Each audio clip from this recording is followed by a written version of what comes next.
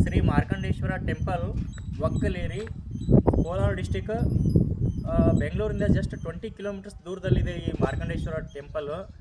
ಬಹಳ ಪುರಾಣ ಪ್ರಸಿದ್ಧ ದೇವಸ್ಥಾನ ಇದೆ. ಇದು ಬಹಳ ಪುಣ್ಯಕ್ಷೇತ್ರ ಇದೆ. ಇದ್ರ ಇತಿಹಾಸ ಹೇಳಬೇಕಂದ್ರೆ, ದೇವಸ್ಥಾನದ್ದು ಮಾರ್ಕಂಡೇಶ್ವರ ಮುನಿಗಳು ಹಿಂದೆ ಮಾರ್ಕಂಡೇಶ್ವರ ಮುನಿಗಳು ಅಂತ ಇದ್ದರು. ಮುರ್ಕಂಡು ಮಹರ್ಷಿ ಅಂತ ಒಬ್ಬರು ತಪಸ್ಸು ಮಾಡ್ತಿದ್ರು. ಮಹರ್ಷಿಗಳು ಮುರ್ಕಂಡು ಅಂತ ಹೇಳ್ಬಿಟ್ಟು ಅವ್ರಿಗೆ ಸಂತಾನ ಇರಲಿಲ್ಲ. ಅಂತ ಶಿವನ ಕುರಿತು ತಪಸ್ಸು ಮಾಡ್ತಾರೆ. ತಪಸ್ಸು ಮಾಡಬೇಕಾದ್ರೆ ಶಿವ ಪ್ರತ್ಯಕ್ಷವಾಗಿ ಅವ್ರಿಗೆ ಹೇಳ್ತಾರೆ, ನಿನಗೆ ಅಲ್ಪಾಯು ಆದಂಥ ಮಗು ಬೇಕಾ ಅಥವಾ ದೀರ್ಘಾಯುಷ್ಯ ಆಗಿರುವಂತಹ ಮಗ ಬೇಕಾ ಅಂತ ಕೇಳ್ತಾರೆ.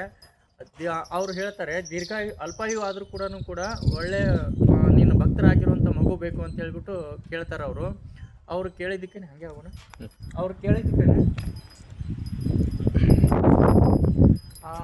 ಕೇಳಿದ್ದಕ್ಕೆ ಶಿವ ಆಯಿತು ತಥಾಸ್ತು ಅಂತ ಹೇಳ್ಬಿಟ್ಟು ವರ ಕೊಟ್ಬಿಟ್ಟು ಹೋಗ್ತಾರೆ.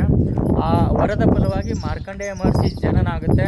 ಆ ಮಾರ್ಕಂಡೇಯ ಮಹರ್ಷಿಗಳು ಚಿಕ್ಕವರು ಇರ್ಬೇಕಾದ್ರೆ ಶಿವಭಕ್ತರಾಗಿರ್ತಾರೆ. ಶಿವನ ಅನುಗ್ರಹದಿಂದ ಹುಟ್ಟಿರುವಂತಹ ಮಗು, ತಂದೆ ತಾಯಿಗಳು ಹೇಳ್ತಾರೆ, ಮಗು ನಿನಗೆ ಅಲ್ಪಾಯುಷ್ಯ ಆಗಿದೆಯಾ, ನೀನು ಶಿವನ ವರದಿಂದ ಹುಟ್ಟಿದೆಯಾ, ನೀನು ಶಿವನಿಗೋಸ್ಕರ ಹುಟ್ಟಿದೆಯಾ ನೀನು ಅಂತ ಹೇಳ್ಬಿಟ್ಟು ಶಿವನ ಒಂದು ಧ್ಯಾನದಲ್ಲೇ ಇರು ಅಂತ ಹೇಳ್ಬಿಟ್ಟು ಹೇಳಿದ ತಕ್ಷಣ ಅವ್ರ ತಂದೆ ಶಿವನ ಸಲುವಾಗಿ ತಪಸ್ಸು ಮಾಡೋಕ್ಕೆ ಇದೇ ಬೆಟ್ಟದ ಮೇಲೆ ಬರ್ತಾರೆ. ಇಲ್ಲಿ ಬಂದು ತಪಸ್ಸು ಮಾಡ್ತಾ ಇರ್ತಾರೆ ಶಿವನ ಕುರಿತು.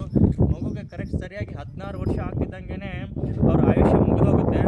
ಆಯುಷ್ಯ ಮುಗಿದ ತಕ್ಷಣ ಯಮದೇವರು ಪ್ರತ್ಯಕ್ಷ ಆಗ್ತಾರೆ. ಪ್ರತ್ಯಕ್ಷ ಆಗಿಬಿಟ್ಟು ಶಿವಪೂಜೆ ಮಾಡ್ತಾ ಇರ್ತಾರೆ.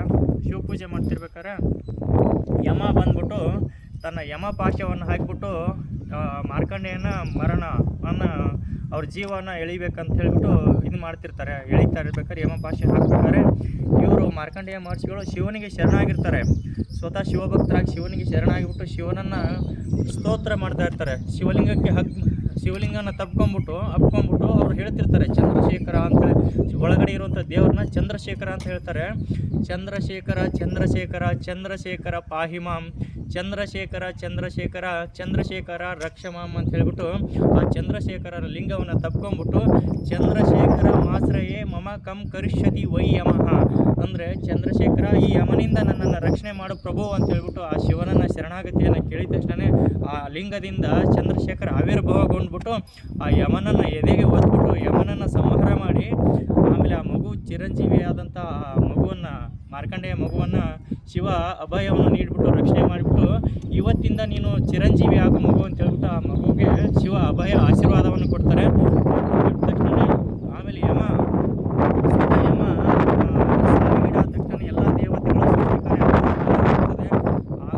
ಟೈಮಲ್ಲಿ ಎಲ್ಲ ದೇವತೆಗಳು ಪ್ರಾರ್ಥನೆ ಮಾಡಿ ಸೃಷ್ಟಿ ಕಾರ್ಯ ಅಲ್ಲೋಲ ಕಲ್ಲೋಲ ಆಗ್ತದೆ. ಈ ಸಾವಿನ ದೇವತೆ, ಮೃತ್ಯು ದೇವತೆನೇ ಇಲ್ಲ ಅಂದರೆ ಜಗತ್ತಿನಲ್ಲಿ ಅಲ್ಲೋಲ ಕಲ್ಲೋಲ ಆಗಬಾರ್ದು ಅಂತ ಎಲ್ಲ ದೇವತೆಗಳು ಪ್ರಾರ್ಥನೆಯ ಮೇರೆಗೆ ಯಮನನ್ನು ಮತ್ತೆ ಪುನರ್ಜೀವನ ಕೊಟ್ಬಿಟ್ಟು ವಾಪಸ್ಸು ಯಮನನ್ನು ಬದುಕಿಸ್ತಾರೆ.